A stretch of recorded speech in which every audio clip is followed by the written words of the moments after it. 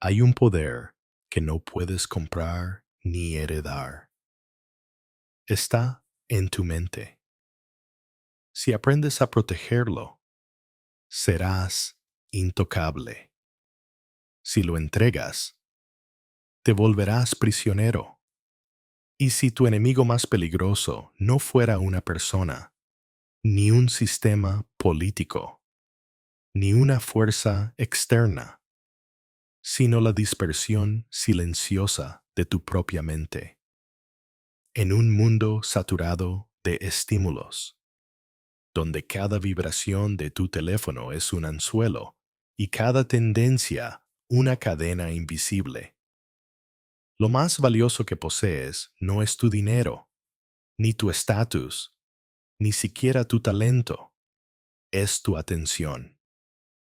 Quien controla su atención controla su vida. Quien la entrega se convierte en esclavo de un guión escrito por otros. Maquiavelo lo insinuó en sus escritos hace 500 años. La verdadera fortaleza no se mide en murallas de piedra, sino en la disciplina interna de un gobernante que no permite que nada, ni siquiera sus propios impulsos, lo distraigan de su propósito. Pero Carl Jung, siglos después, añadió un matiz inquietante. El enemigo más profundo no está fuera, sino dentro. Lo llamó la sombra y advirtió que aquello que no reconocemos en nosotros mismos termina dominándonos desde el inconsciente colectivo.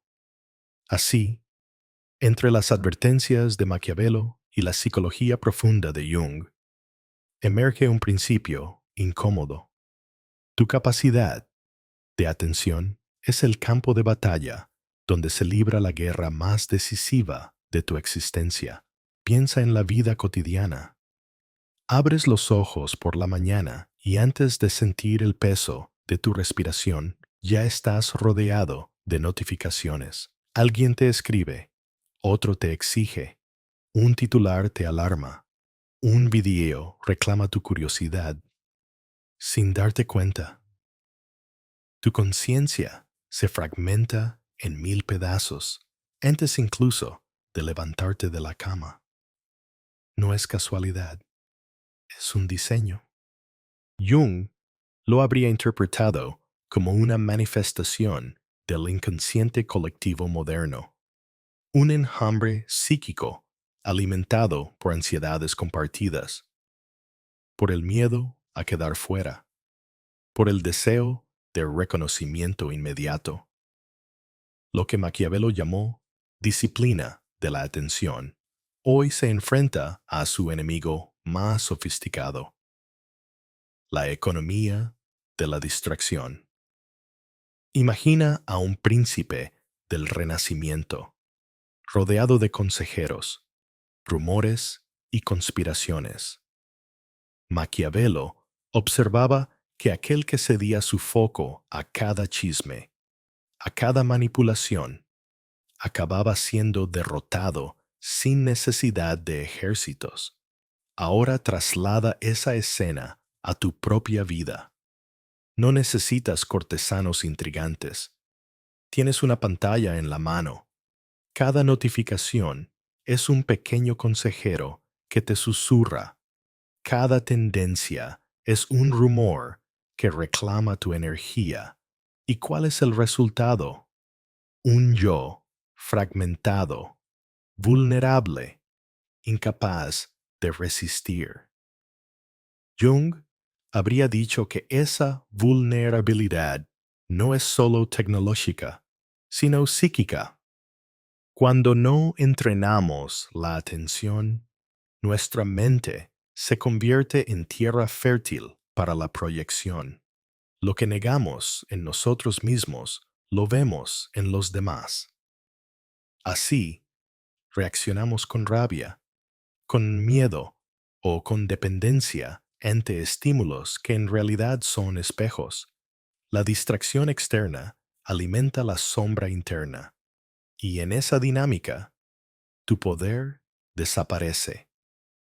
Un ejemplo. Imagina a alguien incapaz de pasar 5 minutos en silencio. En cuanto aparece el vacío, busca compulsivamente su teléfono. Parece un gesto trivial, pero es un síntoma profundo. Esa persona no huye del aburrimiento, huye de sí misma, incapaz de escuchar sus propios pensamientos. Depende de los pensamientos de los demás para sentirse viva. Maquiavelo lo llamaría una mente conquistada sin resistencia. Jung lo describiría como un yo poseído por el inconsciente colectivo. Ambos coincidirían en el diagnóstico. Ahí no hay fortaleza, solo una ciudad sitiada esperando su caída. La pregunta incómoda es esta: ¿cuánta parte de tu atención realmente te pertenece? ¿Cuántas decisiones tomas porque surgen de tu propósito y no de una manipulación externa? La mayoría de nosotros creemos ser libres, pero basta observar nuestras rutinas para descubrir lo contrario. Revisamos redes sociales como un ritual inconsciente. Respondemos a notificaciones como soldados que obedecen órdenes. Buscamos validación en la mirada de desconocidos, como si de ello dependiera nuestra identidad. Y mientras tanto, nuestra energía mental se derrama gota a gota, como arena que se escapa entre los dedos. Aquí aparece el núcleo de la propuesta maquiavélica: construir una fortaleza de la mente, no una muralla que nos aísle de la realidad, sino un bastión interior desde el cual decidimos qué entra y qué queda fuera. La fortaleza es la capacidad de decir no, incluso a uno mismo, incluso a la urgencia de la emoción momentánea. Pero esa fortaleza requiere disciplina, y la disciplina es incómoda porque revela nuestra fragilidad.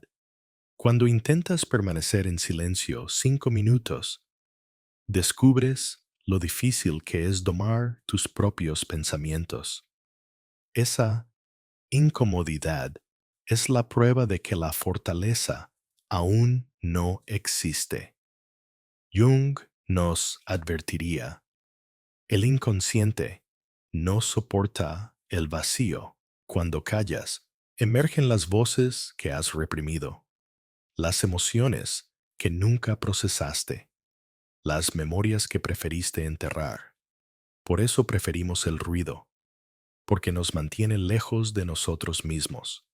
Pero la paradoja es cruel. Aquello de lo que huyes es precisamente lo que necesitas integrar para ser libre. El silencio que evitas es la puerta hacia tu soberanía. En la historia, los gobernantes que se volvían psicológicamente intocables eran aquellos que podían mantenerse centrados aún en medio del caos. Hoy, el desafío no es diferente. La diferencia es que el caos ya no viene de ejércitos en las murallas, sino de distracciones en tus bolsillos. El enemigo ha cambiado de forma, pero no de estrategia. Dividir tu atención, debilitar tu voluntad, robar tu foco. Y cada vez que cedes, construyes la fortaleza de otro, no la tuya. Tal vez te preguntes: ¿es posible recuperar ese poder? La respuesta no es simple, pero empieza con una constatación radical. Tu atención no es infinita. Cada segundo invertido en distracciones es un segundo perdido para tu propósito. Y como decía Maquiavelo, Lo perdido en el campo de la disciplina nunca se recupera en el campo de batalla. Tu atención es tu moneda más valiosa, pero a diferencia del dinero, no puedes ganar más. Solo puedes decidir en qué gastarla.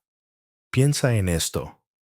Si pudieras auditar tu mente como un contador audita las finanzas, ¿qué porcentaje de tu energía se destina a construir tu vida y cuánto a sostener la agenda de otros? La mayoría descubriría con horror que son meros financiadores del inconsciente colectivo.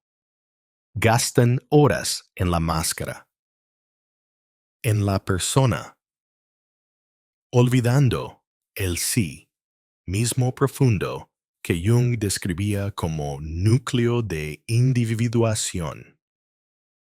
Por eso, la disciplina de la atención no es solo un ejercicio de productividad, es un acto espiritual, un camino hacia la autenticidad. Aquí es donde la reflexión se vuelve inquietante. Si eliges construir tu fortaleza, si eliges recuperar tu atención, inmediatamente serás percibido como una amenaza. Quienes te rodean sentirán que ya no reaccionas a su caos, que tu energía se retira de sus juegos, y entonces vendrán las acusaciones. Te dirán que has cambiado, que te has vuelto frío, que ya no eres el mismo, pero esas palabras son disfraces de un miedo más profundo. Tu libertad les recuerda su esclavitud. Tu fortaleza revela su fragilidad, así que la decisión vuelve a ti. Puedes seguir disperso, fragmentado, atrapado en el ruido, o puedes empezar a levantar los primeros muros invisibles de tu fortaleza interior.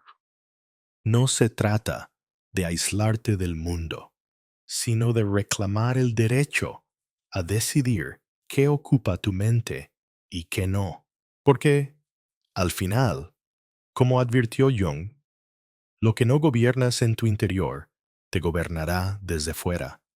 Y como enseñó Maquiavelo, quien domina su foco se vuelve intocable, incluso frente al poder más hostil. ¿Y tú? ¿Te atreves a mirar dentro y reconocer cuánta parte de tu vida ha sido dictada por tu propia dispersión? La decisión está en tus manos. Seguir siendo una ciudad abierta al saqueo o comenzar a construir tu fortaleza invisible. Ladrillo a ladrillo, con la materia prima más valiosa que posees, tu atención. Vivimos rodeados de barrotes invisibles. No están hechos de hierro ni de piedra, sino de sonidos que vibran en nuestro bolsillo, de pantallas que nunca duermen, de luces que reclaman atención con la promesa de un instante de placer. Y lo más inquietante es que no necesitamos guardianes externos. Participamos activamente en nuestra propia reclusión. Como escribió Jung, cada época fabrica su máscara colectiva, su persona, y hoy, esa máscara se alimenta de notificaciones y de aprobación digital. Mostramos un rostro cuidadosamente editado, mientras nuestra esencia se disuelve en silencio. No es casualidad.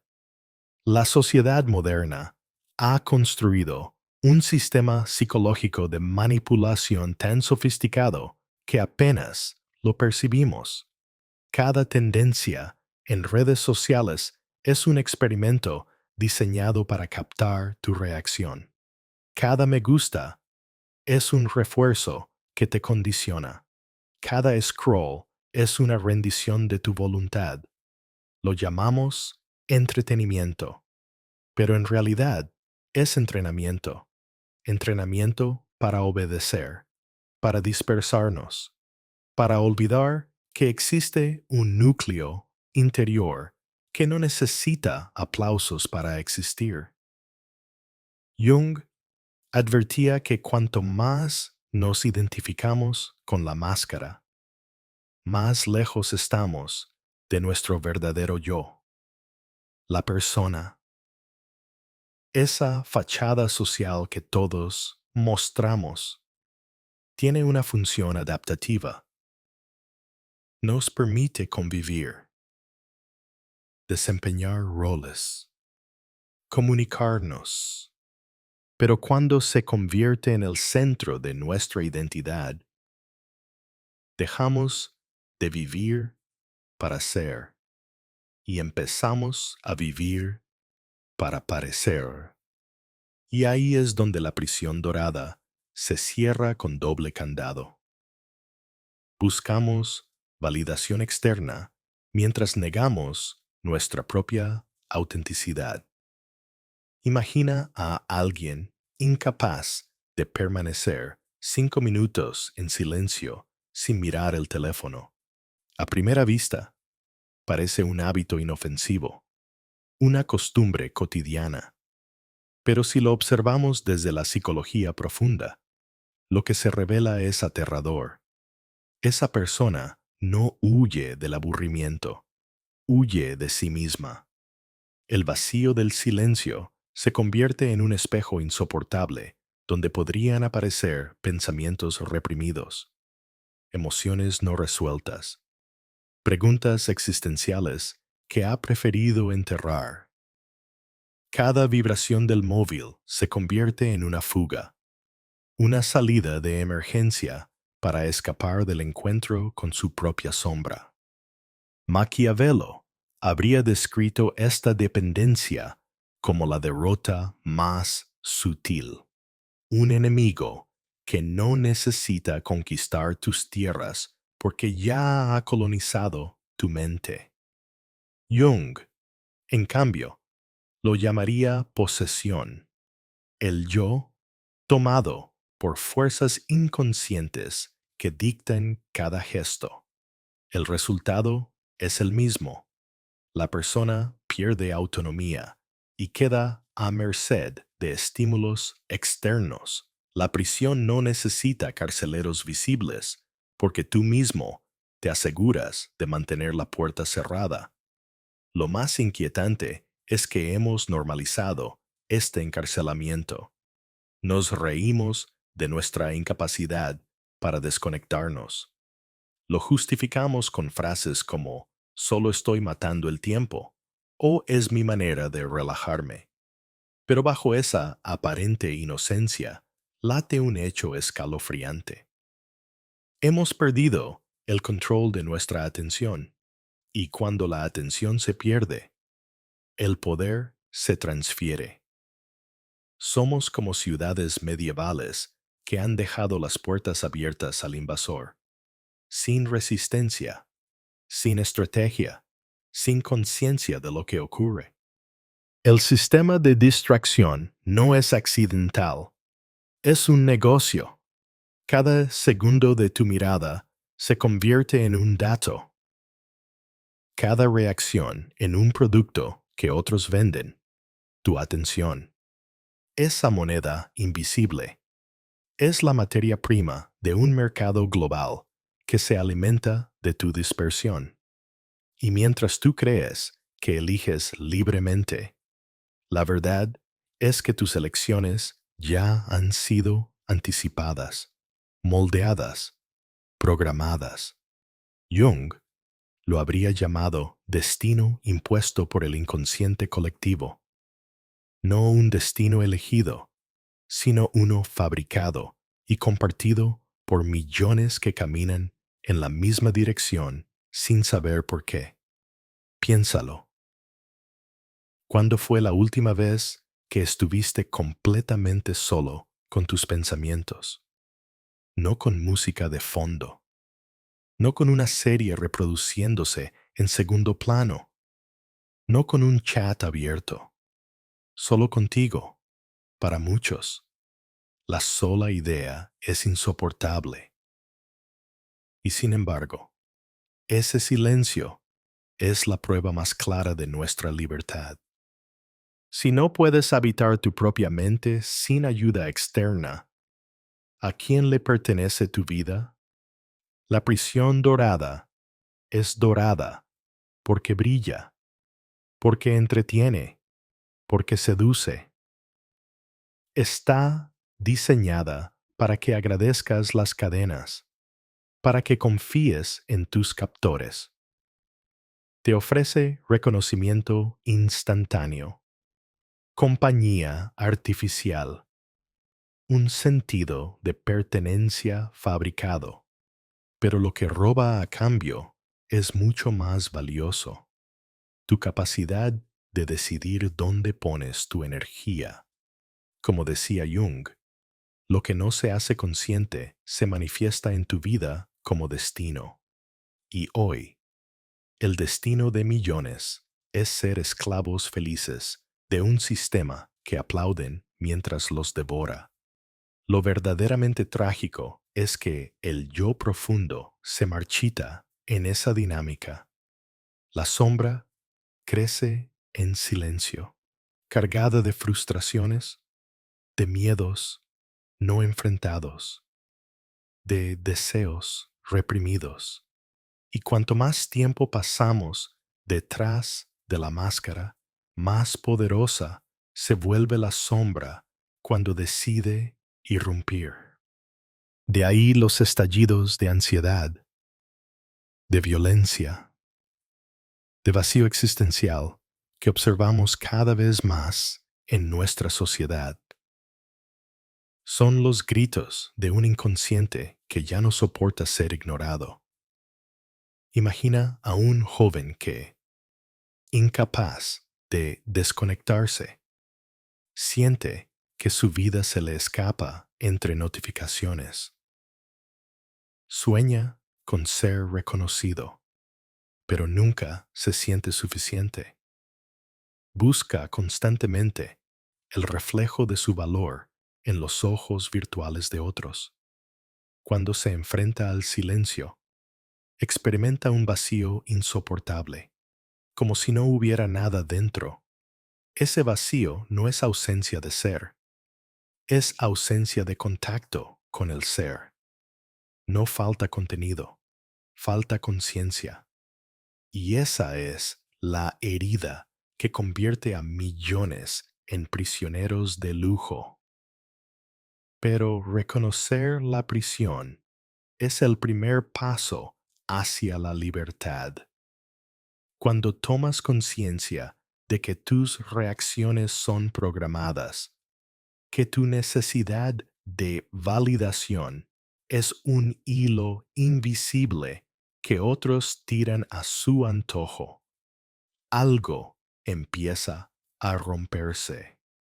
Es incómodo, incluso doloroso, porque obliga a admitir que has sido cómplice de tu propia esclavitud, pero también abre una posibilidad revolucionaria.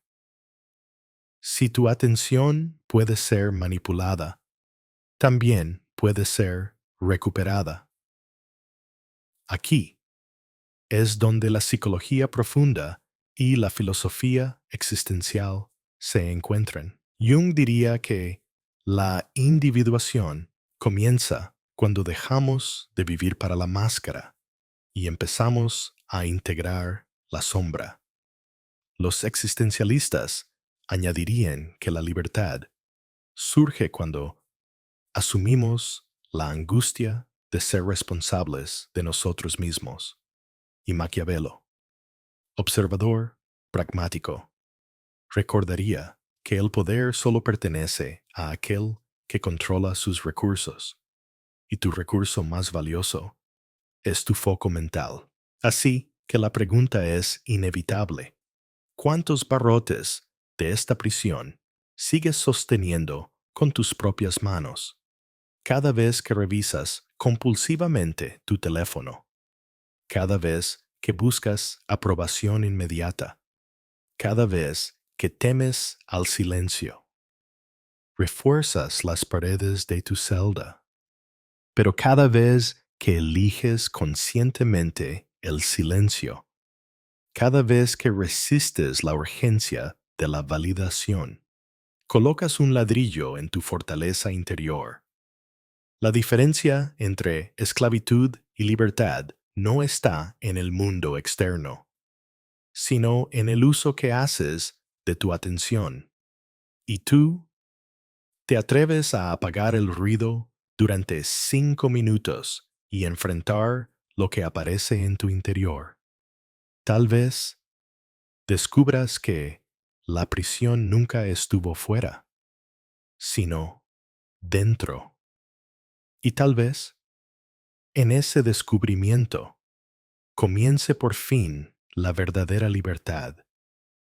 Durante siglos se nos ha hecho creer que estar solo es sinónimo de fracaso, de vacío, de falta de valor. Se nos repite que quien no busca la compañía constante es alguien roto, alguien incapaz de encajar.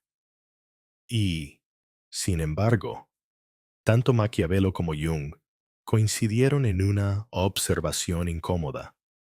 La soledad, cuando es elegida, no debilita, sino que otorga soberanía emocional. La multitud entretiene, pero también diluye. El aislamiento estratégico, en cambio, concentra, define, fortalece. Maquiavelo escribió que un príncipe sabio debía aprender a estar consigo mismo, porque en la soledad descubría si su mente le pertenecía o era propiedad de los rumores y las intrigas de la corte. Jung, siglos después, diría algo semejante. La individuación, ese proceso de convertirse en uno mismo, requiere apartarse de la máscara social, de la persona, para descender a las profundidades donde la sombra espera ser reconocida. Ambos sabían que solo en el silencio de la introspección se forja una identidad que no puede ser manipulada. Aquí surge la diferencia crucial entre dos experiencias que solemos confundir: la soledad y el aislamiento estratégico. La soledad, en su forma más cruda, es dependencia disfrazada. El miedo a no tener a nadie que confirme nuestra existencia, el vacío de necesitar constantemente la mirada del otro para sentirnos completos. Es una herida abierta, un síntoma de dependencia emocional. El aislamiento estratégico, en cambio, es soberanía, la capacidad de retirarse no para escapar, sino para reinar sobre uno mismo. No es huida, es elección, no es carencia, es disciplina. Pensemos en un ejemplo clínico, en una consulta psicológica. Un paciente relata su agotamiento perpetuo. Está rodeado de gente, siempre conectado, siempre disponible. Y sin embargo, siente un vacío abrumador. Se da cuenta de que nunca ha pasado más de unos minutos en silencio sin buscar un estímulo externo. Llamadas, mensajes, redes, conversaciones triviales. El terapeuta le propone algo sencillo: dedicar cada día 15 minutos a estar a solas, sin teléfono, sin música, sin distracciones. Al principio, la experiencia es insoportable. Aparecen pensamientos inquietantes, memorias reprimidas, emociones que creía olvidadas, pero poco a poco En ese espacio de incomodidad surge algo distinto, una voz interior que no depende de nadie más. Descubre un propósito que había estado enterrado bajo capas de ruido. Esa voz no era nueva. Había estado ahí siempre, esperando que el silencio le abriera la puerta.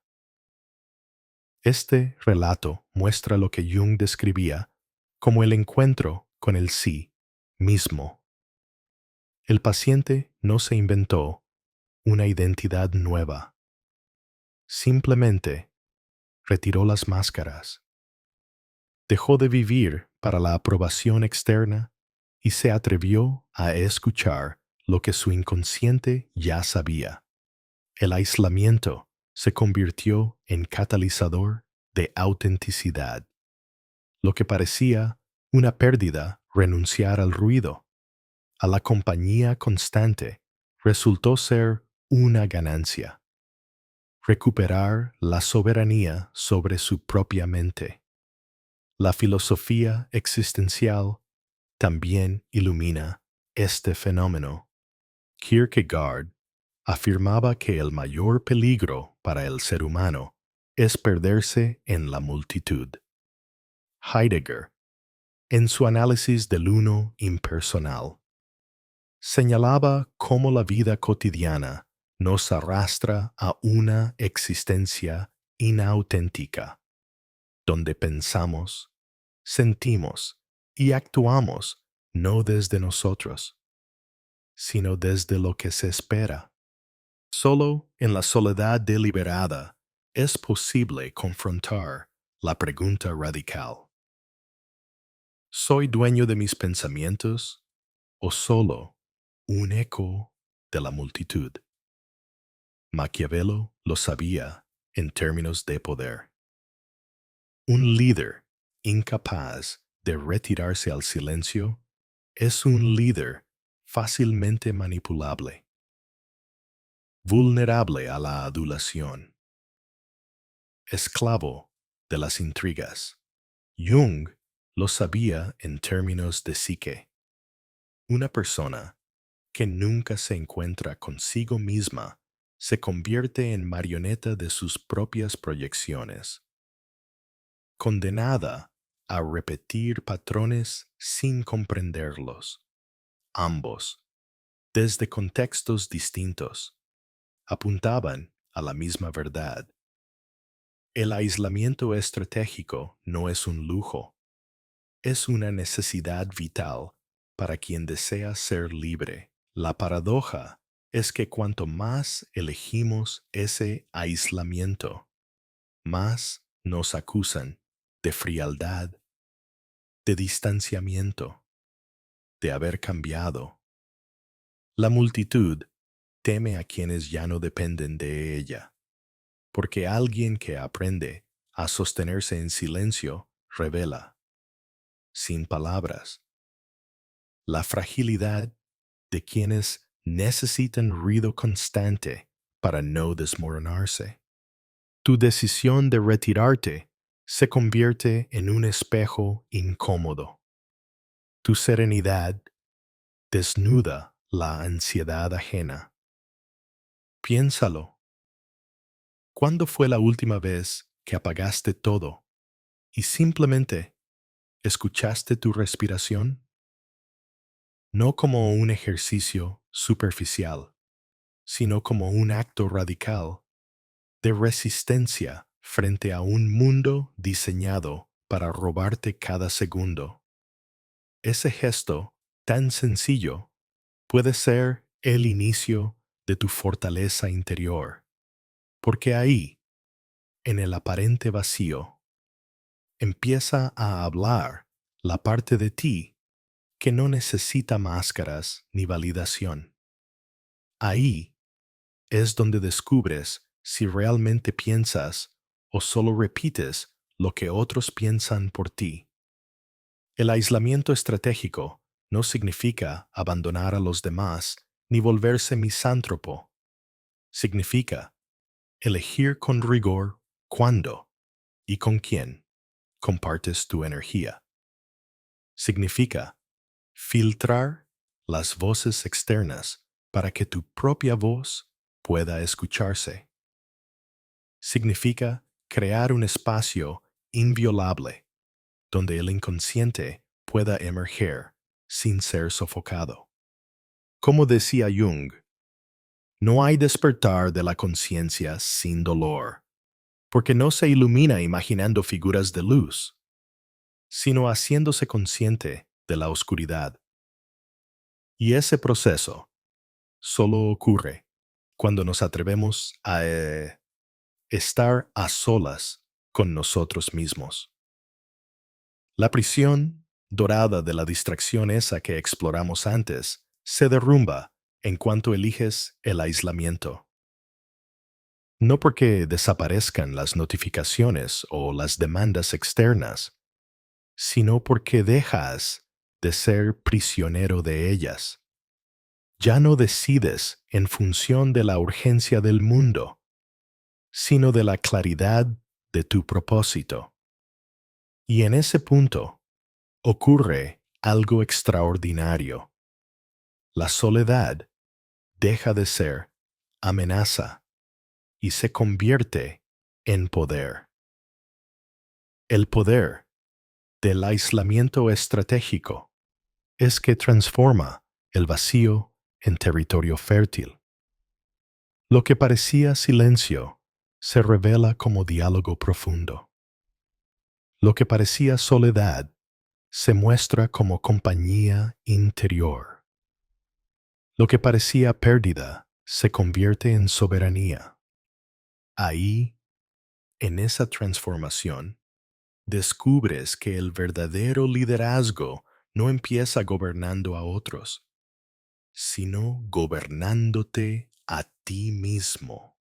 Y tú puedes permanecer contigo mismo sin máscaras, sin aplausos, sin ruido. ¿O necesitas constantemente la multitud para no enfrentarte al espejo de tu mente? Tal vez el primer paso hacia tu libertad sea ese: atreverte a estar solo, no como un castigo, sino como un acto de poder, porque solo en el aislamiento estratégico se revela la verdad. Tu mente es tuya, o es del eco de la multitud. Imagina una marioneta suspendida en el aire. Sus hilos son invisibles, pero cada tirón la hace moverse sin resistencia. Así vivimos la mayoría de los seres humanos. Un gesto ajeno, una palabra, una mirada, bastan para sacudirnos por dentro. Nos creemos libres, pero somos figuras colgando de cuerdas que no vemos. Los hilos no son de madera ni de metal, son emociones. En la consulta de un analista, un joven relataba cómo su vida se había vuelto un campo de batalla de reacciones. Bastaba que alguien lo criticara para que ardiera en cólera, que alguien lo elogiara para sentir que flotaba, que alguien lo ignorara para hundirse en ansiedad. Su identidad dependía de estímulos externos, como si fueran interruptores que encendían y apagaban su ánimo. Jung habría dicho que aquel muchacho estaba poseído por las proyecciones de su inconsciente. Respondía automáticamente porque nunca se había detenido a mirar lo que realmente sentía. Era un esclavo de lo reprimido. El día que decidió no reaccionar frente a una provocación, todo cambió. Fue en una discusión familiar. Su hermano lanzó una frase hiriente, esperando el estallido de siempre. El joven sintió la ola de rabia, pero en lugar de hablar, guardó silencio. No fue un silencio frío, fue un silencio lúcido. Observó su impulso. respiró y dejó que la emoción pasara como una nube que no detiene al cielo. Ese pequeño acto de desapego desarmó la escena. El hermano quedó confundido, privado del combustible que esperaba. La dinámica de poder se invirtió. Quien parecía frágil se volvió inexpugnable. Ese es el secreto del desapego emocional. No se trata de negar la emoción, sino de no entregarle el mando, sentirlo todo, y aún así elegir. La ira, el miedo, el deseo, el dolor, siguen existiendo, pero se transforman en señales, no en órdenes, como un navegante que lee el viento para orientar su barco, no para dejarse arrastrar por la tormenta. La mayoría confunde desapego con frialdad. Piensan que quien no reacciona es insensible, que quien guarda silencio está vacío. Pero lo contrario es cierto. El desapego no enfría, ilumina, permite ver con claridad lo que antes era niebla. Donde antes había cadenas de reflejos automáticos, surge espacio para la libertad. Ese espacio es breve, a veces apenas un segundo, pero dentro de él se juega toda la diferencia entre ser marioneta o ser dueño de sí mismo. La filosofía lo intuyó hace siglos. Los estoicos hablaban de ataraxia, esa calma que ninguna ofensa podía romper. Jung lo formuló de otro modo. Cada emoción reprimida que no se integra nos controla desde las sombras. El desapego, entonces, es integración, un acto de conciencia que transforma la energía bruta en comprensión. Y en la práctica diaria, ese desapego se convierte en un arma silenciosa. El jefe que intenta humillarte pierde poder cuando tu calma no cede. El amigo que quiere manipularte con culpa se queda sin herramientas cuando no respondes. El extraño que busca provocarte descubre que su gesto no toca nada esencial en ti. El desapego rompe el guión de quienes necesitan tu reacción para dominarte. El joven de la consulta, con el tiempo, comprendió que su silencio no era debilidad, sino soberanía. Descubrió que podía sentir intensamente sin ser esclavo de lo que sentía, y ese descubrimiento cambió su forma de estar en el mundo. Ya no era marioneta, era testigo y director de su propia escena. El poder del desapego emocional es este. Transforma la emoción de tirano en aliado, de sombra en luz. No elimina el dolor ni la rabia, pero los convierte en faros que guían en lugar de cadenas que aprisionan. Y quien logra eso se vuelve impredecible, misterioso, intocable, porque al final, la verdadera fortaleza no consiste en no sentir, sino en que nada ni nadie decida por ti a través de lo que sientes. El desapego es el filo invisible que corta los hilos de la marioneta y permite que, por primera vez, seas dueño de tus propios pasos. Imagina una ciudad amurallada en medio de un vasto desierto, a lo lejos, tormentas de arena, ejércitos invasores, caravanas errantes. Todos buscan entrar, todos buscan consumir sus recursos. Pero en la entrada hay un guardián implacable que formula siempre la misma pregunta.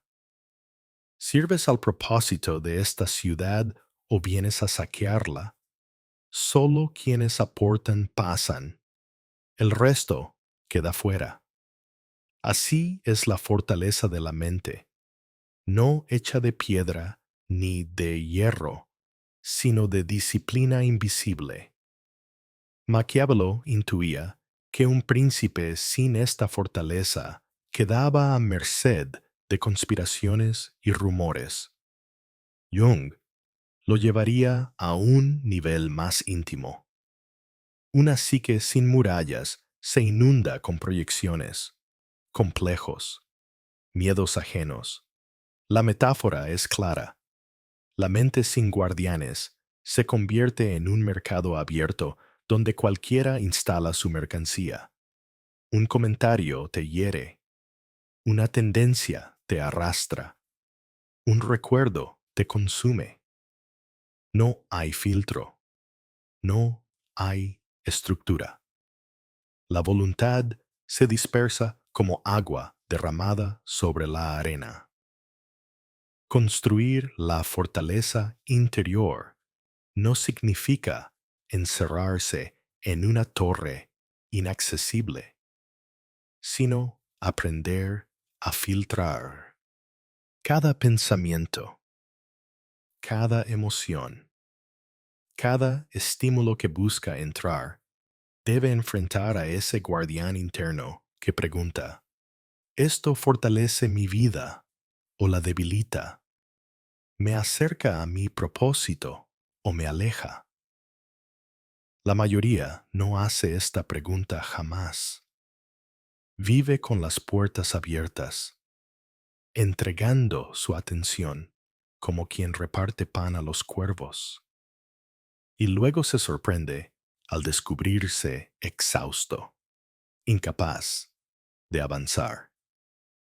Aquí entra en juego la psicología de los hábitos. El guardián de la fortaleza no es una figura abstracta. Son las rutinas que refuerzan tu voluntad día tras día. Levantarte temprano para dedicar los primeros minutos al silencio. Elegir leer en vez de perderte en distracciones. Escribir una idea en lugar de consumir 100 sin sentido. Cada gesto, repetido, se convierte en ladrillo. Y esos ladrillos, acumulados con paciencia, levantan las murallas invisibles que te protegen. Los hábitos son más fuertes que las intenciones. Un deseo puede encenderse hoy y apagarse mañana, pero una disciplina invisible, cultivada en secreto, se convierte en cimiento. No necesitas proclamaciones heroicas ni demostraciones públicas. La fortaleza se construye cuando nadie te mira, cuando eliges la coherencia en vez de la gratificación inmediata. Esa coherencia, acumulada en silencio, genera un poder que se siente a distancia. La gente no sabrá explicarlo, pero notará tu presencia distinta, firme, serena. Desde la mirada existencialista, la fortaleza no busca eliminar el sufrimiento. Ninguna muralla impide que la tormenta llegue. La angustia, la pérdida, el miedo, el dolor, forman parte del horizonte humano. El error está en creer que podemos huir de ellos.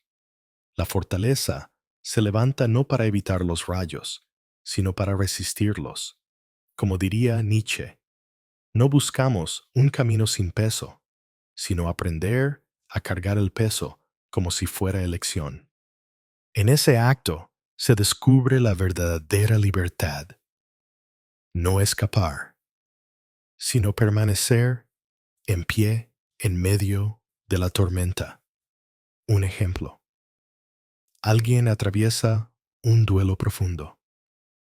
El impulso natural es buscar distracciones, anestesiarse con trabajo, con ruido, con pantallas. Pero el que posee una fortaleza interior no huye, se sienta en el silencio de su habitación, escucha su dolor, lo deja atravesar sin permitir que lo destruya. Día tras día, con pequeños rituales de autocuidado, sostiene la estructura de su vida y un día descubre que, aunque la tormenta no ha cesado, sigue de pie. Esa resistencia callada es la prueba de que su mente se ha convertido en fortaleza. El guardián implacable también sabe decir no. No a las conversaciones vacías que solo consumen energía. No a las noticias diseñadas para sembrar miedo. No a los compromisos que diluyen el propósito. Cada no es un muro más. Pero lo paradójico es que cuanto más sólida es la fortaleza, más espacio interno se abre. No vives encerrado, vives protegido. No rehuyes la vida. Eliges qué parte de la vida merece tu atención. Jung recordaba que la individuación no se logra huyendo de la sombra, sino integrándola. Y esa integración solo es posible cuando existe un espacio interno seguro. La fortaleza es ese espacio, el lugar donde puedes mirar tus propios demonios sin miedo a que te devoren, donde puedes sentir rabia, tristeza o deseo sin ser esclavo de ellos, donde puedes escuchar el inconsciente sin confundirte con él. Es la diferencia entre un reino invadido por sus monstruos y un reino que los ha convertido en consejeros. Construir esta fortaleza exige paciencia. Nadie levanta murallas en un día. A veces retrocedes, a veces cedes a la distracción o a la reacción impulsiva, pero cada vez que vuelves al centro, cada vez que eliges conscientemente tu atención, colocas un nuevo ladrillo. Y con el tiempo, esos ladrillos forman muros tan firmes que ni las tormentas externas ni los terremotos internos pueden derribarlos. La pregunta final no es si la tormenta vendrá. La tormenta siempre vendrá. La pregunta es, ¿estarás en pie cuando llegue? Porque la fortaleza no se mide en la calma de los días soleados, sino en la resistencia durante la tempestad. Y solo quien ha entrenado su mente como un guardián implacable descubre que, aún en medio del caos, hay un núcleo que no puede ser tocado. La construcción de la fortaleza interior es, en última instancia, el acto más humano de todos. Es la respuesta a la fragilidad inevitable de existir. Y quien la levanta no se convierte en piedra, sino en luz que atraviesa la piedra. La fortaleza no se construye para evitar los rayos. Se construye para resistirlos, para seguir ardiendo aun cuando el cielo se parta en dos. Al final de todo este recorrido, cuando las murallas invisibles han sido levantadas y el guardián interior vigila con firmeza, surge una pregunta inevitable. ¿Para qué? ¿Qué significa en realidad haber construido una fortaleza de la mente? La respuesta es tan sencilla como estremecedora. Significa alcanzar la soberanía psicológica. Ser soberano de uno mismo es ser incontrolable. No porque se desafíe abiertamente al mundo, sino porque el mundo ya no puede manipular lo esencial. Es ser impredecible, no porque se actúe de manera caótica, sino porque las reacciones automáticas han sido sustituidas por elecciones conscientes. Es ser libre. No en un sentido romántico, sino en la forma más dura. Libre incluso de los guiones que uno mismo llevaba escritos en su inconsciente. Jung lo llamó individuación, ese proceso misterioso por el cual el yo y la sombra dejan de ser enemigos y comienzan a dialogar. No se trata de destruir la oscuridad, sino de integrarla, de reconocer que lo que temíamos en nosotros mismos era parte de nuestra totalidad. El individuo que alcanza esta integración se convierte en un ser completo y por ello mismo incomprensible para quienes todavía viven fragmentados. Quien ha integrado su sombra ya no puede ser manipulado por ella. Quien se reconoce en su totalidad se vuelve un terreno inexpugnable. Pero esa soberanía tiene un precio. No es un triunfo que se alcanza sin consecuencias, porque el individuo soberano, al liberarse de la necesidad de validación, inevitablemente se vuelve incómodo para los demás. Su calma revela la ansiedad ajena. Su claridad desnuda las confusiones colectivas. Su independencia amenaza los vínculos de dependencia que mantenían la ilusión de seguridad. Alguien que ya no reacciona como se espera, rompe el espejo en el que tantos necesitaban mirarse. Y eso genera rechazo, incomprensión, resistencia. El soberano psicológico no es necesariamente amado, pero siempre es respetado. No necesita gritar su libertad, porque su sola presencia la transmite.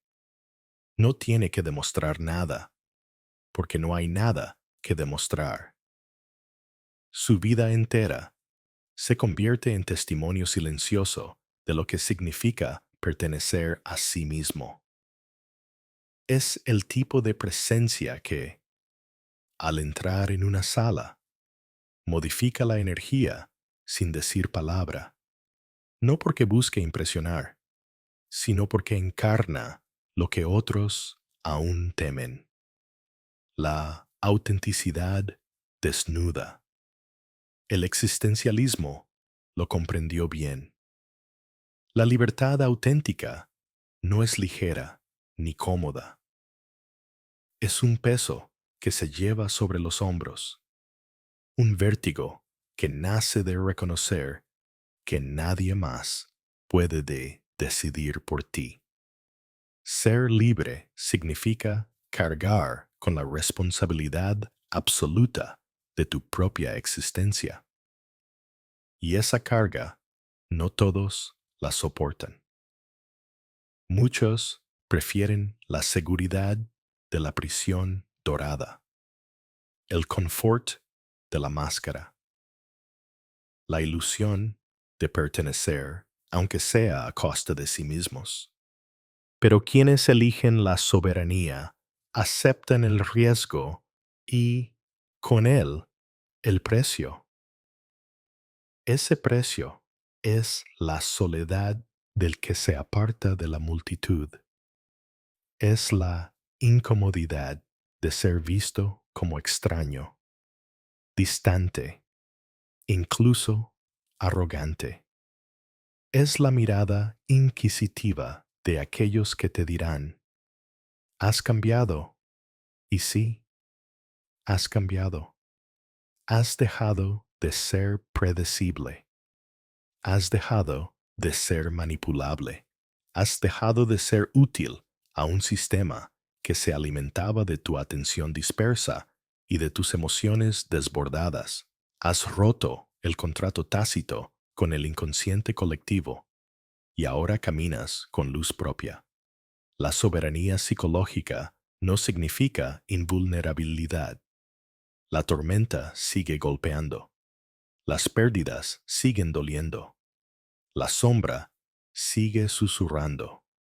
Pero todo eso ya no dicta tus pasos. Puedes sentir la tristeza sin que te paralice. Puedes reconocer la rabia sin que te devore. Puedes mirar al miedo sin arrodillarte ante él. Eso es libertad, no ausencia de emociones, sino ausencia de cadenas invisibles. Piensa en las palabras de Jung. Quien mira afuera, sueña. Quien mira adentro, despierta. La soberanía psicológica es ese despertar. Abrir los ojos en el silencio interior y descubrir que, aún rodeado de caos, existe un núcleo intocable. Es un despertar que transforma cada relación, cada decisión, cada instante. Ya no se vive reaccionando a los fantasmas ajenos, sino respondiendo a la llamada profunda de lo que uno verdaderamente es. Pero volvamos al precio. ¿Estás dispuesto a cargar con el peso de tu libertad, incluso si eso te vuelve incómodo para los demás? ¿Estás dispuesto a que tu autenticidad sea un espejo que otros rechacen mirar? ¿Estás dispuesto a soportar la soledad que implica caminar un camino que pocos eligen?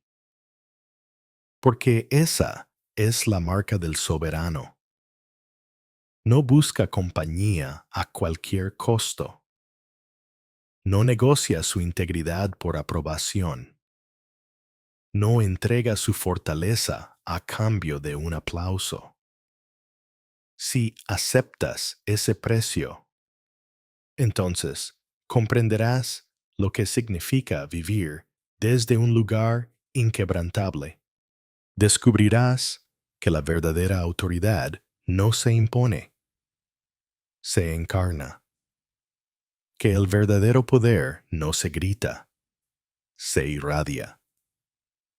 Que la verdadera libertad no se pide, se asume. La soberanía psicológica es, en última instancia, el umbral hacia una nueva forma de existir. Es el eco de todas las disciplinas anteriores. La atención protegida, el aislamiento estratégico, el desapego emocional, la construcción de hábitos invisibles, todo convergiendo en un punto. El nacimiento de un ser humano que ya no se puede domesticar. Ese ser eres tú. Si decides serlo, tu fortaleza te espera.